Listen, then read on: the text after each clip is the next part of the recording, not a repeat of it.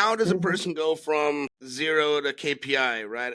How do they go from Yeah. not knowing how much they're even spending every month to now all of a sudden every single thing is being measured? And what does that process even look like?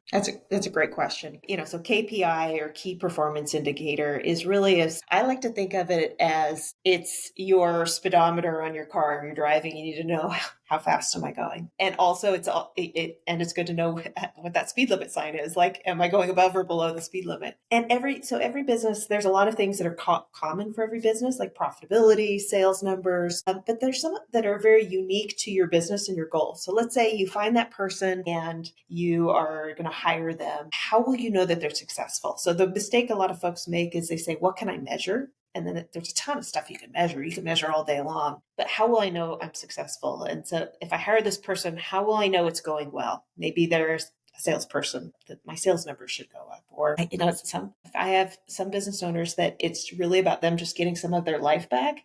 And so they're like, hey, I'm not answering text messages on Saturdays and Sundays. Maybe that's their, like whatever that is, like, how will they know that it's working and they're successful? So that's, I think that if you could start to really think about those things first instead of what do I need to measure. So that's good then. So that's good. I think that you kind of reverse engineer, right? Like, what are the major things as opposed to, here comes Erin with her box of KPIs and like these are, open up and like here are the things we have to get in order.